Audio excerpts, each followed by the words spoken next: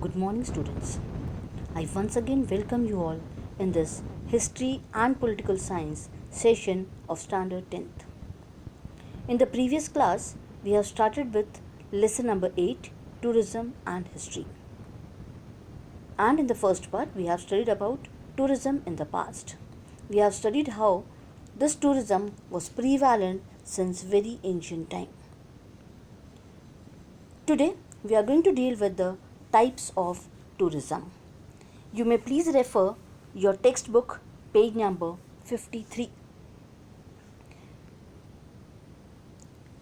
Here we see that tourism has become an independent field of local, interstate, national and international business. तो पुराने समय से ही tourism जो था एक बहुत बड़ा फील्ड था जिसमें लोकल मीन्स जहाँ हम रहते हैं उसी रीजन में, इंटरस्टेट मैंने with in the state, national level means with in the country and international means outside the country. तो बिजनेस के लिए या किसी भी अदर पर्पस के लिए लोग एक जगह से दूसरी जगह ट्रैवल करते थे and that is called as tourism. The desire to visit national and international monuments, places of historical importance and natural beauty, ancient centers known for handicrafts, pilgrim centers, industrial centers and sites of various developmental projects etc. promotes tourism. तो ये जो अलग अलग प्रकार के centres बने हैं, that is either it is a monument और a place of historical importance, या फिर किसी हैंडीक्राफ्ट का सेंटर होगा, वो पिलग्रिम सेंटर होगा, या फिर इंडस्ट्रियल सेंटर होगा. ये सारी चीज़ें जो हैं इससे टूरिज़म का डेवलपमेंट हुआ है और इससे हमारे बहुत सारे प्रोजेक्ट्स जो हैं वो प्रमोट हुए हैं. Tourists from all over the world wish to visit natural and man-made sites which offer a delightful and awe-inspiring experience. तो सभी जगह से वर्ल्ड के not only we but all the people in the world they desire, they have a craze. सभी को एक craze होता है कि वो कहीं ना कहीं घूमने जाएं. Either they go for seeing the natural sites और मैन मेड साइट्स, और ये सभी के लिए एक बहुत ही अच्छा एक्सपीरियंस होता है. The people like to go to snow capped peaks, beaches, pristine jungles which were neglected previously. पहले ये सब चीज़ें जो थी स्नो कैप पीक्स पे या बीच पे जाना या जंगल्स में जाना लोगों को एक डर पैदा करता था लोगों के मन में, और लोग यहाँ पर थोड़ा सा नहीं जाते थे, वहाँ जाने से कतराते थे. But nowadays people enjoy going to these places also. So these places have now become important locations of tourist interests.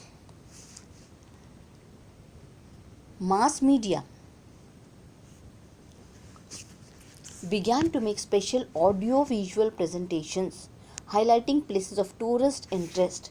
तो यहाँ पे मास मीडिया भी टूरिज़म को प्रमोट करती है और इसके कारण वो बहुत सारे ऑडियो विजुअल प्रेजेंटेशंस बनाते हैं, यानी एड्स दिए जाते हैं, हम देखते हैं, या किसी भी जगह का एक पॉपुलर उसको बनाया जाता है with the help of ads, with the help of the pictures, और उसको हाईलाइट किया जाता है so that the people get attracted towards those places.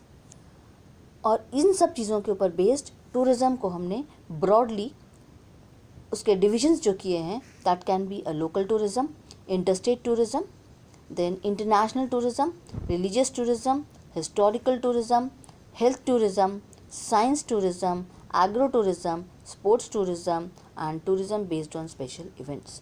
ये 10 टाइप्स के, sorry not 10, it is 9 types of tourisms are given listed here, and that is what we are going to study one by one. Let us begin with the local and interstate tourism. अब local और interstate tourism जो होगा, local यानी हमारे reason के division के अंदर, for example Nagpur से हम काटोल जा रहे हैं, कामठी जा रहे हैं, दैट इज़ लोकल टूरिज़म. या फिर इंटरस्टेट टूरिज़म जो होगा वो with in the state, Maharashtra में हम किसी भी प्लेस पर अगर जा रहे हैं then that is called as interstate tourism. ये जो टूरिज़म है this is not very overwhelming because it is within one's own country. बहुत ज़्यादा एक्साइटमेंट नहीं होता इसमें, बहुत ज़्यादा डिफ़िकल्टीज़ नहीं आती हैं, क्योंकि यहाँ पर हमारे कंट्री में, हमारे सेम रीजन में हम सेम लैंग्वेज सभी लोग बोलते हैं. For example if you go anywhere in Maharashtra, all the people will speak Marathi there. तो हमको लैंग्वेज की डिफ़िकल्टी नहीं जाती है. करेंसी जो है सेम करेंसी यूज़ होती है all over the state and even we do not need any documents. जैसे अगर हमें कहीं बाहर दूसरे कंट्रीज़ में जाना है तो उसके लिए हमें पासपोर्ट, वीज़ा, ये सब डॉक्यूमेंट्स लगते हैं, वैसा कुछ भी यहाँ पे हमको नहीं लगता है और हम इसे अपनी सूटेबिलिटी के अकॉर्डिंगली किसी भी समय पर प्लान कर सकते हैं। सो this is what is called as local or interstate tourism. Next is international tourism. International tourism जो है that is again now becoming little easier because of easy available of transportation. Transportation facilities जो हैं उसमें railway, marine facility या फिर air transport, तीनों भी type के ट्रांसपोर्ट को प्रमोट किया, डेवलपमेंट हुआ है उसका, और इस कारण से हम कोई भी जगह पर ईजिली किसी भी जगह पर जा आ सकते हैं। मराइन ट्रांसपोर्ट को कोस्टल रीजन से लिंक किया हुआ है। एक यूरोप में है ट्रांस यूरोपियन रेलवे रूट। ये जो ट्रांस यूरोपियन रेलवे रूट है ये पूरे यूरोप के सभी कंट्रीज़ को कनेक्ट करती है और यहाँ पर सेम करेंसी पूरे यूरोप में यूज़ होती है। So it is very easy for the people to go travel. Aviation that is a mode of transport of airways, इसके कारण भी वर्ल्ड बहुत क्लोज आ चुके हैं, हम बहुत फास्ट एक जगह से दूसरी जगह तक जा सकते हैं। Then there is liberalization in economic policy. Because of the economic liberalization policy of the Indian government, number of people traveling back and forth from India has increased considerably. जो गवर्नमेंट की पॉलिसीज़ हैं economic liberalisation policy, ये बहुत ही easy कर दी गई है so that people can very easily travel from one place to another. इसमें जो लोग ट्रैवल करते हैं they either go for the studies और फॉर रिलैक्सेशन, इन्जॉयमेंट के लिए जाते हैं, या किसी भी साइट को देखने जाते हैं, या फिर कुछ प्रोफेशनल काम से अपने जाते हैं, मीटिंग्स होते हैं, कॉन्फ्रेंस होते हैं etcetera. Also people go for shooting of the films. तो ये सारी चीज़ों के लिए हम इंटरनेशनल लेवल पर टूरिज़्म करते हैं, यानी कि एक कंट्री से दूसरे कंट्री पे ट्रैवल करते हैं। और यहाँ पर एक डिफ़िकल्टी आती है हमको कि जब भी हम इंटरनेशनल टूरिज़्म के लिए जाएंगे, दूसरे कंट्रीज़ में जाएंगे, हमें कुछ डॉक्यूमेंट्स करने और तैयार करने पड़ेंगे। ऑफिशियल डॉक्यूमेंट्स लाइक पासपोर्ट और visa is required for travelling abroad. तो ये एक डिफ़िकल्टी आ सकती है। Next is historical tourism. अब हिस्टोरिकल टूरिज़्म क्या है? This is a visit to a place, to the historical places. Historical places के लिए जब टूर्स अरेंज होते हैं to satisfy the people's interest in history, then that is termed as historical tourism. यहाँ पर एक चीज़ नोट करने लायक है, गोपाल नीलकंठ दांडेकर, ये एक रेनाउंड मराठी राइटर थे। इन्होंने बहुत सारे हाइकिंग टूर्स अरेंज किए थे महाराष्ट्र के फोर्ट्स को विजिट करने के लिए and to explore the sites closely link to Chhatrapati Shivaji Maharaj and his achievements. Gopal Neelkanth Dandekar ने क्या किए थे? एक बहुत बड़े लेवल पर हाइकिंग टूर्स बनाए थे। टूर्स में लोगों को महाराष्ट्र के सभी फोर्ट्स के दर्शन कराए गए थे, जिसमें स्पेशली छत्रपति शिवाजी से जो लिंक्ड फोर्ट्स थे वो लोगों को दिखाए गए और उससे उनके जो अचीवमेंट्स थे वो लोगों को पता चले। जो टूर्स हैं they are also arrange to important historical sites in India.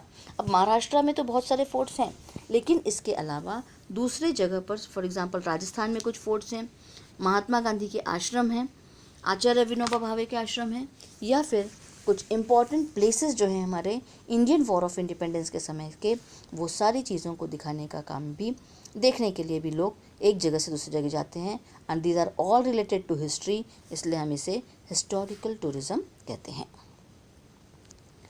Here people of various religious और communities, will just do this paragraph. People of various religious communities are dispersed globally, however they feel united because of their mythological traditions and the places associated with those traditions. हमारे country जो है India is a diverse country and we see many different religious communities living in India. ये सब तरफ फैले हुए हैं, not only in India but also outside the India. लेकिन फिर भी इन लोगों के जो माइथोलॉजिकल ट्रेडिशंस हैं, जो हमारे माइथोलॉजी है, उसमें हम एक दूसरे से जुड़े हुए हैं। एक जगह से दूसरी जगह पर जाने आने में हम वहाँ पर हमें हमारे ट्रेडिशंस दिखते हैं, हमारे धर्म के चीज़ें दिखती हैं, मंदिर दिखते हैं, मस्जिद दिखते हैं, और इस कारण लोग एक साथ अपने आप को फील करते हैं। और इस कारण से लोग they have a desire to travel to those places. For example the people living in India they go to Mecca Medina because they have their religious place there, और ये इस प्रकार से एक रिलीजियस टूरिज़्म हो जाता है। इस कॉन्टेक्स्ट में अहिल्याबाई होलकर जो थी, इन्होंने एक बहुत नोटवर्दी काम किया था। इन्होंने लोगों को बहुत अच्छी फैसिलिटीज़ दिए थे पिलग्रिम रूट्स पर, यानी कि अगर कोई चारधाम यात्रा को जाता है, 12 ज्योतिर्लिंग के दर्शन को जाते थे, तो उनके लिए इन्होंने बहुत सारे फैसिलिटीज़ प्रोवाइड करके रखी थी। So this is how the tourism is becoming more and more popular as well as easy for people to travel. Next type का टूरिज़्म जो है हमारा, दैट इज़ जोग्राफिक टूरिज़्म। अगर हम जोग्राफिकल फीचर्स को देखने के लिए कहीं जाते हैं, then that is termed as geographical tourism, geographic tourism. ये जो जोग्राफिक टूरिज़्म होगा, इसमें नेचुरल साथ साथ एनिमल सेंचुरीज होंगी, places like valley of flowers होंगे, या फिर गार्डन्स होंगे, बीचेस होंगे, या फिर unique geographical wonders like Crater Lake at Lonar and Ranjan Khalij that is naturally carved out cavities in rocks at Nigoj in Maharashtra. Here you see there is a picture shown in your textbook. This is about Valley of Flowers. यहाँ पे जो valleys हैं, इसमें बहुत सारे beautiful flowers दिखते हैं, and that is famous there. So people just go to enjoy that natural beauty.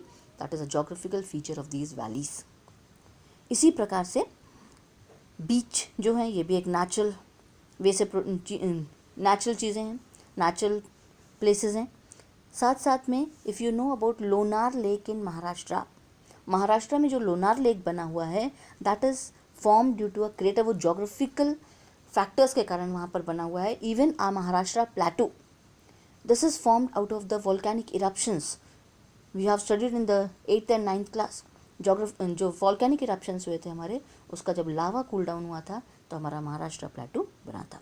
इसी प्रकार से निगोज में, महाराष्ट्र में एक निगोज प्लेस है, यहाँ पे रंजन खलेज जो हैं, यहाँ पे रॉक्स में अपने आप नेचुरल वे में कार्विंग हुई है रॉक्स में, and that is really worth seeing. उसे भी देखने के लिए लोग जाते हैं। Next type of tourism is health tourism. अब हेल्थ टूरिज़्म क्या है? लोगों को ऐसा लगता है in our country, in India, we have special facilities of health services at a cheaper rate and of good standard. हमारे यहाँ की जो हेल्थ सर्विसेज हैं वो सस्ती हैं दूसरे कंट्रीज़ के कंपैरिजन में, और साथ ही साथ उसका स्टैंडर्ड काफ़ी अच्छा है।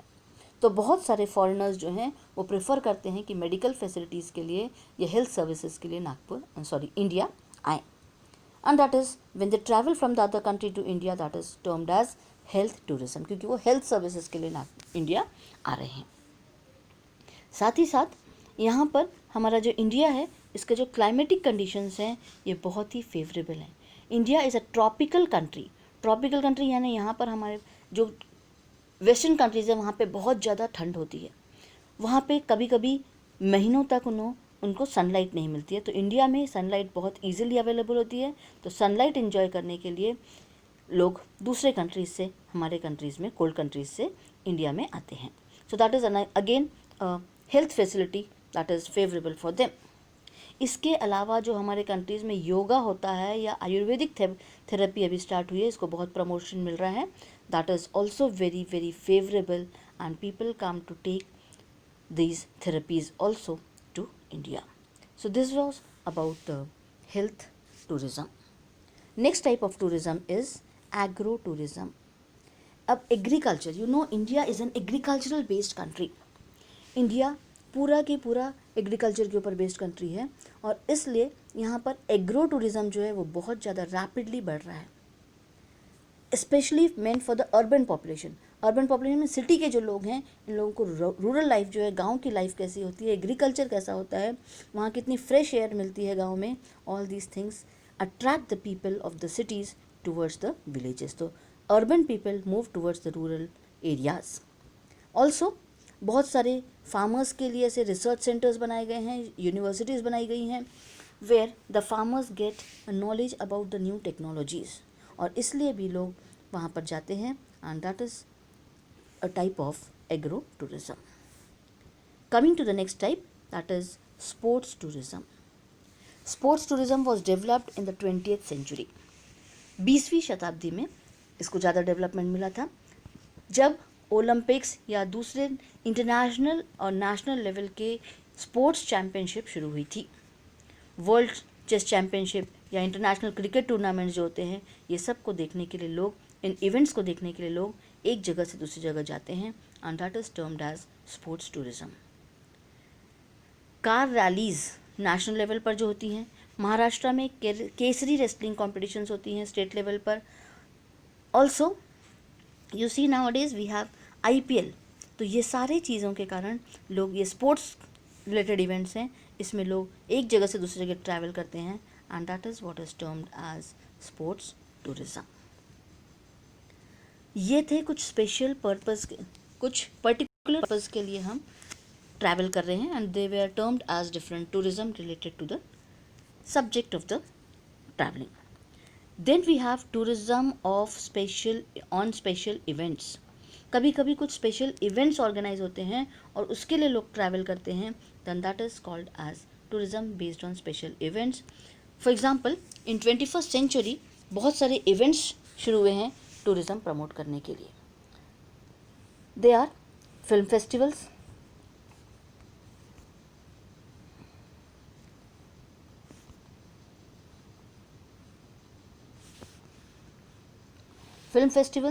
various types of seminars and conferences, international book exhibitions, etc. ये जो स्पेशल इवेंट्स हैं, बुक एग्जीबिशन होगा, सेमिनार होगा, कॉन्फ्रेंस होंगे या फिल्म फेस्टिवल्स होंगे, इसके अलावा भी अगर कुछ स्पेशल इवेंट्स होते हैं, कुछ ट्रेनिंग्स होती हैं किसी के लिए, किसी के कुछ मीटिंग्स होती हैं, then all those term are termed as special events, और इसके लिए भी लोग ट्रैवल करते हैं। People keep visiting many places to attend such events. Special events को अटेंड करने के लिए हम बहुत ज़्यादा ट्रैवल करते हैं, and that is again a type of tourism. Marathi many literature enthusiasts in Maharashtra, जिन लोगों को मराठी लिटरेचर में इंटरेस्ट है महाराष्ट्र के, ये लोग भी हर साल एक अखिल भारतीय मराठी साहित्य सम्मेलन ऑर्गेनाइज किया जाता है, उसमें जाते हैं। सो this is all about the different types of tourism. That's all for today. In the next lecture, we'll be dealing with the development of tourism and the conservation and preservation of heritage. That's all for today. Thank you. Have a nice day.